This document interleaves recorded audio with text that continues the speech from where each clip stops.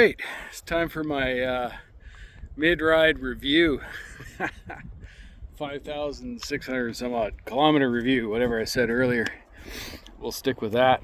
So I my bullet points here, and I'm just going to talk about this rally here for a few minutes.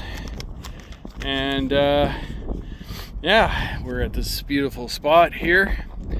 This is my local riding area that's accessible right without even a single piece of pavement or road right from my yard. So I don't usually, but sometimes I take this on my way to Kimberley for a coffee or something like that. Today I've got something else in mind though, and but we'll do this right now. I want to talk about a few ideas I have about this bike, how I feel about it. Okay, so I wrote these down earlier today, and I think it'd be kind of interesting. This is my rally thoughts here, my CRF300 rally thoughts.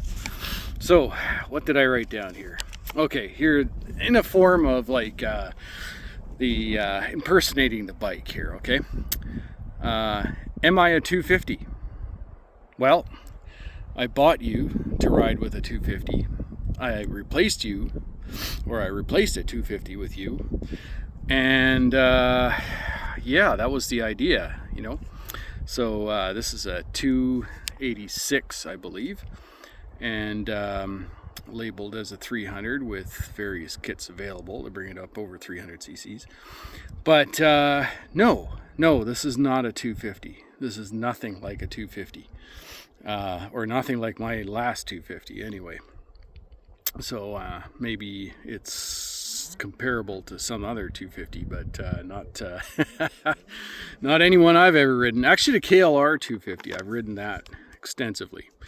And it's not even comparable to that. But anyway, yeah, so if you're thinking that, it is a 250 in many ways in terms of its weight, basically, basic handling and everything else, it seems to be not much more different than a 250. It just has a lot more power and a lot more capability in a lot more places than any 250 I've ridden before. Am I a nimble dirt bike? Well, yeah, I think, you can't compare it to a motocross bike or something like that. But in terms of dual sports, yes, it's definitely a nimble dirt bike. I just cruised along on single track, like no issue at all. Could have went probably faster, and somebody might have passed me if they had a dedicated dirt bike. But this thing is definitely fun on a single track and a whoops. And if you're if you come from, like myself, a mountain biking background, and you know how to pivot on those pegs and not use the suspension as much, you can get that thing going real good through there and not bottom the suspension out at all. It's I just rode pretty fast through those whoops and all that stuff, and didn't feel the end of that 10 plus inches of travel once. So there you go. And am I a beginner bike? Well, I guess clutch feel is really light. It's a well balanced bike. It's very, very light. It feels very light. You can basically pick up the rear end, no problem. I can anyway. I can pull this thing out of a hole or whatever. It has a lot of plastic on it, so you don't want to really buy this bike if you think you're going to drop it a whole bunch of times learning how to ride a bike. You might want to go with the CRF300 and CRF300L instead. With maybe you can drop that more often. For me, I mean, I have, knock on wood, I have not let that thing hit the ground yet this year, and I ride it pretty good. But all it takes is that one slippery root or whatever, and thwack, it's down, and you're busting stuff. So yeah, I got to get some crash bars and a few things for it myself. But beginner bike in the way of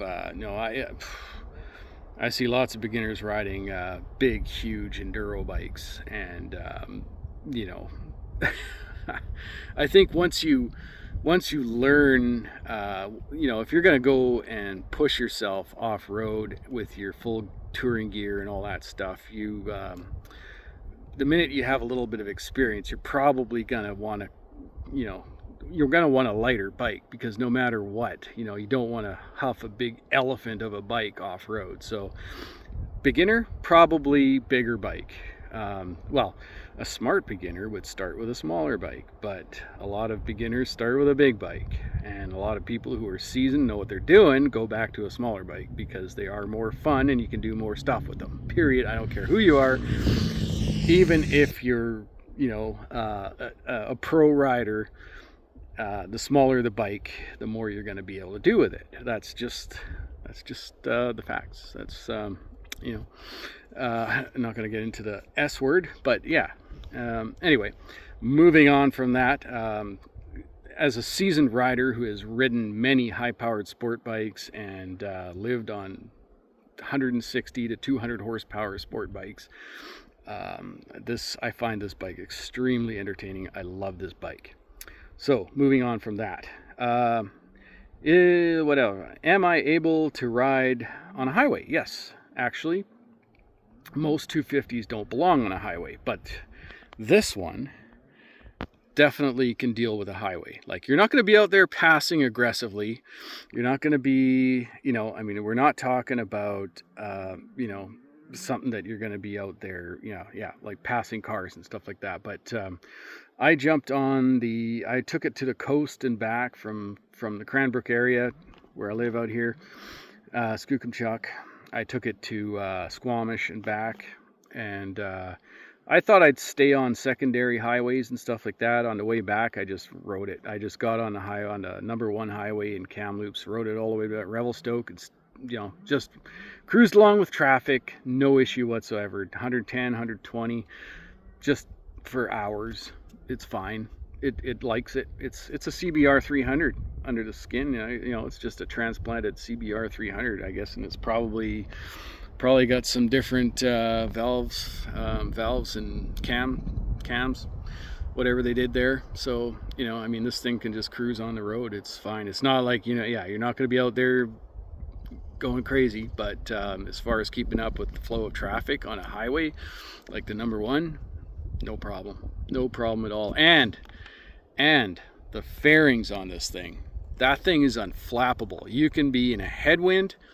I'll talk about that, actually. That's a little bit of something to talk about there with headwinds, but it's not going to knock you around. Those fairings are crazy good. Like, whoever engineered those fairings, like, that thing, you can have a big semi truck go right by you the other way and get the full blast of the wind, chop, chop, chop, bang, bang. Your helmet could be flying, and that bike is unflappable. It just tracks straight through it like nothing. And when you hit a headwind with this bike, you don't even, you know, because it doesn't have a whole lot of torque, it's going to, you know, it's going to slow down a little bit, but, you know, you feel the bike squat. You don't even feel the wind pushing you around or nothing, because the fairings are just so good. It's just, all of a sudden you're wondering why the bike feels like it's starting to slow down, and, oh, you know, you realize it's a headwind. And you can't tell because the bike's being pushed around by the wind, because it's not. The only thing that happens is it kind of squats and slows down a bit, and then you have to look at the side of the road and basically, yeah, you can see everything. It's hitting your helmet. You're going to know about that. But, yeah, from the shoulders down, though, nothing's getting hit. It's an incredible bike for on the highway. Can I be dumped on my side 15 times trying to get up that hill? Well, no, not with the rally. I don't think so, unless you get all the bars and all that stuff, because if you dump this thing, you know, 15 times trying to get up some obstacle or something like that, it's going to damage it. So get a CRF300L, or lots of crash bars or something like that, because this bike is definitely full of stuff that you don't want to get hit. You don't want to hit. You don't want to drop this bike like 15 times. It's not going to look nice after. So there's that. So is it a true dirt bike in that regard? No, it's more of an ADV bike when it comes to that. What else have I got here? Actually got a lot of stuff here. Okay. Can I cruise on the highway all day? We covered that. Am I light enough to carry out of a bad situation? Yes, this bike, anything that I can get this bike, I mean, I can just pick this bike up like it's nothing. So, I mean, not over my head and throw it, but, you know, I mean, can I pull it out of a hole or something like that? Yes. And fully bagged with all my stuff? Yes, no problem. Can pick that up like it's nothing. So that's really good for ADV riding. If you want to get into, you know, you're not going to shy away from trying stuff, right? Because that's the thing. It's like having a winch on your vehicle. You may never use it, but you'll have you know, 1,000 more experiences because you didn't turn around from something because you thought you might get stuck and you can't get out. So, you know, in this case, having this nice light bike, I just find myself just trying anything, going anywhere. I don't care, because I know I can just pick it up, turn it around, do whatever the hell I want with it. And even when it's fully bagged with all my touring gear, it doesn't matter. It's fine. It's light and it's nimble, and yeah, I can always get myself out of a situation. So I'll try anything. You want to go somewhere, up any trail, anything, I don't care. I'll go. I'm fine. I don't even think about it. If I had like my old GS or something like that, no way. No way. I got that thing stuck in a ravine one time and burned out my $3,500 clutch. Not good. So yeah, that's back in the dry clutch days though. So, oh, what do we got here? Oh, we got some quads coming. Oh God, just can't get any time alone these days. So is the seat comfortable? Heck no! That's the thing you want to upgrade for sure. Okay, I'm going to shut this off now because this guy's coming with his quad. Maybe he's going to go behind me. Let's see there. He's probably going to say hard. All right, here we go again. That was a bit of a long chat there I had with John, and he's a local guy here who is actually responsible for this whole trail network apparently. And yeah, it was a good chat with you. I hope you enjoyed the series, John, and yeah, maybe we'll see you later sometime. Anyway, okay, back to this here. Let me see, where was I?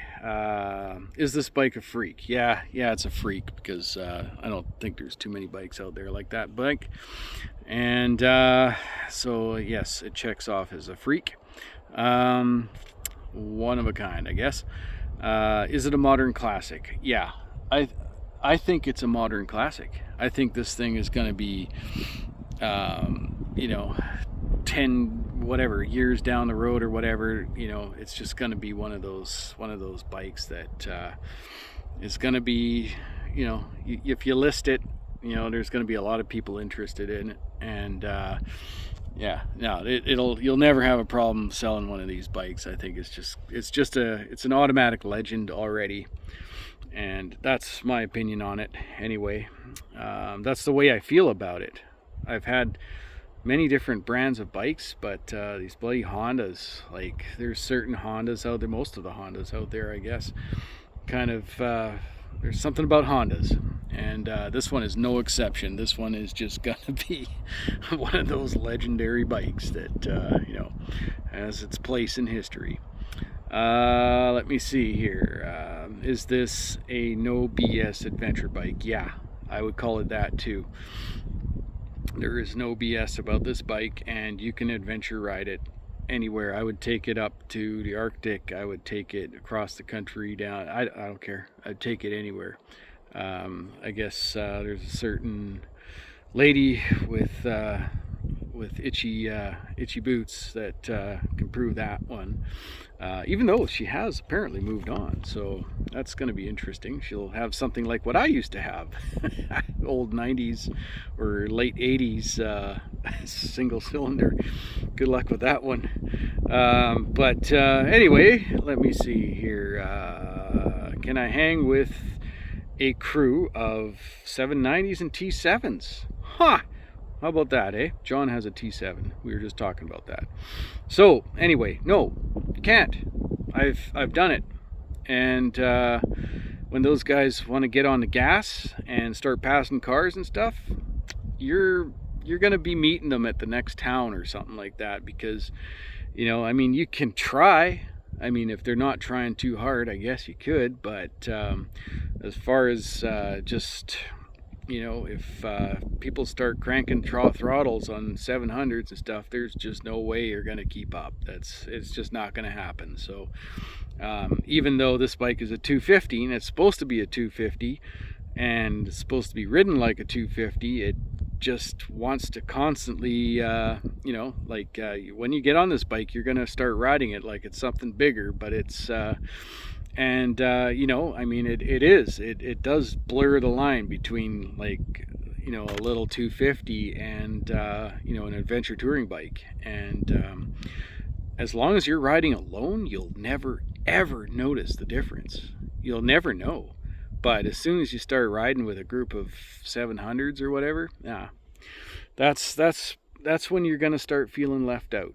But if you're a lone wolf riding all by yourself, or if you're riding with 250s, something like that, then you'll be just fine. But yeah, like, this bike will make you want to ride with the big bikes. But and then of course when you get off road, you're going to be just fine when those guys are going to be like, you know, we'll just take this other trail here because it's a little bit easier because my bike's so bloody heavy I can't take it up that little single track thing. So yeah, there you go.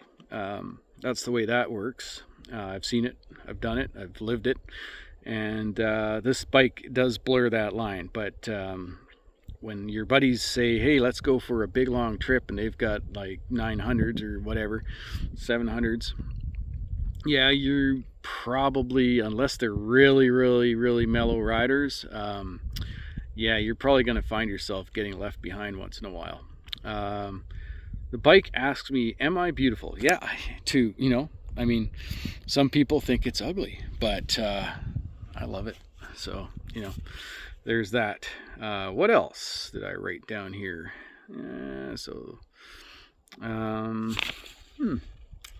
Oh, here we go. Can I cruise on the highway all day? I think I touched upon that, but yes, it can cruise on the highway all day, and I've done that, and it's been perfectly fine. Not aggressively, but yes, it will cruise at 110. You can hit 120 if you want, because that magical transmission, that 6-speed with the high 6th gear, amazing. So it'll cruise on single track, like its low first gear is awesome. It'll tractor through anything. And when you get on the highway, that 6th gear just drops the RPMs down, and at a 10,500 red line, it'll cruise all day at 7,000 RPM quite happily. So, you know, I mean, this engine is so broad. The only thing that slows it down is a headwind or a big hill. That's about it. Other than that, it goes pretty good. Let me see. Street manners are really good. Love them. That front brake being bigger than the CRF300L. You know, not that I still haven't even come close to maxing out on that brake, and I've ridden it pretty hard on the street. You know, the bike is still a big, tall. you know, 90% of your braking comes from wind resistance anyway. Let me see here. Is the seat comfortable? Did I mention that? I don't know, but it's not. Oh yeah, that's where I got cut off. Yes. So yeah, the seat's horrible. I can't get comfortable on that seat. So although I have spent all day in it, that is the one thing that stops me from riding comfortably for all hours and hours and hours and hours. The one thing is the seat. The riding position's great. My 34-inch legs, inseam, perfectly comfortable. Everything is so comfortable. The bike is just ergonomically great, except for the seat. And I've gotten used to a few nasty seats, but this one is busting me. I am going to go and buy a Seat Concepts or whatever, something. I'm going to upgrade that seat. Let me see. Is it a true descendant of the XR and XL heritage? Yeah, of course it's going to be. It's a modern iteration of the of the XL and XR. I think it's not. It does feel a little bit lighter and more plasticky than the old XR and XL, but it's definitely got all that character, and I think it's gonna be, yeah, it fits that glove quite well. Is this a machine that you can wander around on? Is this what I am? Well, yeah, that's what this is. I think that's what this bike is, exactly the bike. This is what this bike is for. It's for wandering around. And if that's wandering around for, if you have 6 months or a year or multiple years or a week or an afternoon, it doesn't matter. If you want to, this is the bike for somebody who wants to just go outside, get on their motorcycle, not call any friends or anything like that, but just go and wander endlessly. This bike will go anywhere, and it is just so much fun to ride, and you can just do anything you want with this bike, go anywhere you want. And you know, it's not the fastest, but you know, it's just the perfect bike for wandering around. I think that's what this bike is for. And if that's going to take you around the world, or you know, down the road, it's you know, it's just the perfect bike for that reason. So anyway, there you go. That's my idea of this bike. And let me see, as far as it having nearly 6,000 kilometers on it, I haven't done a bloody thing to it. Nothing. I haven't even adjusted the chain. I think I did that once when I first got it because it was a little slack, and I didn't have to. But I messed around with the chain for a little bit. And yeah, that's it. Original tires still. Probably got about 30% left on that rear, 40 maybe. And the front one's good. No weird cupping or anything like that. And that's it. So she's good. Turnkey bike. Got my first season out. Have had 0 issues. Nothing. So that's what I expect from a Honda, actually. And yeah. So we're gonna continue this. And I've got some plans for this video. I might actually split this into 2 videos, but yeah, we'll see. But I'm gonna start moving on here, because John and I had a chat there for about half an hour or so, and I gotta get moving. All right, so off we go. We're gonna go to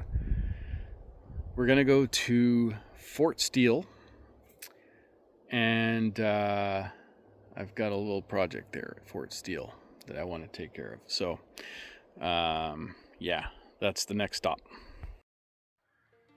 Well, here we have BC Provincial Police Constable Jack Lawson, 1867, May 27th, killed in the line of duty and buried here. Crazy. I know there's a few stories about some action going on, but Jack Lawson, I'll see if I can find anything on this story. Being killed in the line of duty too, hey? Well, Jack, you're one of those guys.